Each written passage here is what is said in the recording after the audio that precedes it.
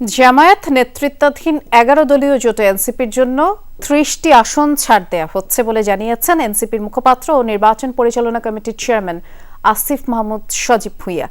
বাকি ২৭০ আসনে অ্যাম্বাসেডর থাকবে দলটির, যারা গণভোটে হ্যাঁ ভোটের প্রচারণা করবেন। আর পদত্যাগ করা নেতারা একদিন ঠিকই ফিরে আসবে বলে আশা করছে দলটি। বিস্তারিত সহকর্মী লামিয়া তিথির রিপোর্টে। আরএফএল চেয়ার, ক্ষমতার নয় সমতার চেয়ার। আসসালামু আলাইকুম, ভালো আছেন আপনারা? ত্রয়োদশ জাতীয় সংসদ নির্বাচনের আর বাকি মাত্র ১ মাস। এরই মধ্যে দলীয় প্রার্থীরা যে যার মতো মাঠ তৈরিতে ব্যস্ত। চলছে আসন সমঝোতা।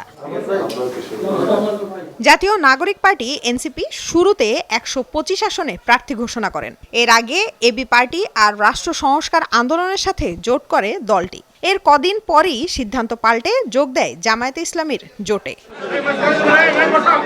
দলটি জামায়াতের সঙ্গে জোট করায় আদর্শিক প্রশ্নে পদত্যাগ করেন এনসিপির অন্তত ২০ নেতা।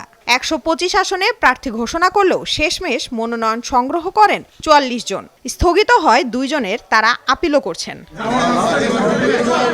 ১১ দলীয় জোটের চূড়ান্ত আসন সমঝোতা এখনও ঘোষণা হয়নি। এনসিপির মুখপাত্র ও নির্বাচন পরিচালনা কমিটির চেয়ারম্যান আসিফ মাহমুদ জানালেন, শেষমেশ ৩০ আসনে লড়ছে তাদের দল।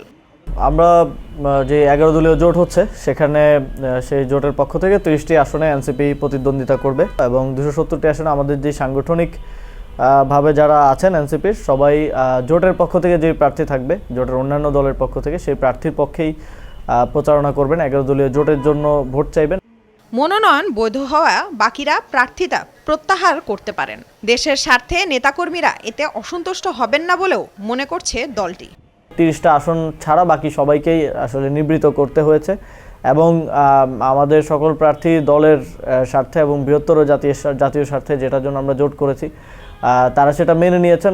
আসিফ মাহমুদ জানান, জামায়াতের সাথে জোট করায় যারা পদত্যাগ করেছেন তাদের ফেরাতে আলোচনা চলছে, কিন্তু যে কারণে পদত্যাগ তা বহাল থাকার পরও কেন তারা ফিরবেন এ প্রশ্নে এনসিপির জবাব, এই জোটটা মূলত সংস্কারের পক্ষের জোট এবং আধিপত্যবাদের বিরুদ্ধে জোট। তাড়াহুড়োর মধ্যে হওয়ার কারণে খুব এখানে প্রক্রিয়াগত অনেক ছিল। আমি যদিও পরবর্তীতে দলে এসেছি, তো এটা আমাদের নেতাকর্মীদের সাথে ওইভাবে কনসালটেশনটা করারও সুযোগটা আসলে হয়ে ওঠেনি।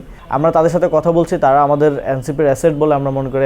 ভোটের মাঠে এখনও প্রশাসনের একটা বড় অংশ একটি দলের দিকেই ঝুঁকে আছে বলে অভিযোগ এনসিপির। আমরা দেখছি যে একটা নির্দিষ্ট পার্টির দিকে সরকারি কর্মকর্তা থেকে শুরু করে সোসাইটির বিভিন্ন এবং সরকারের বিভিন্ন অংশ একদিকে ঝুঁকে পড়ছে বলে আমরা মনে করছি। তো এটাকে আমরা লেভেল প্লেইং ফিল্ডের জন্য একটা অশনি সংকেত বলে মনে করি।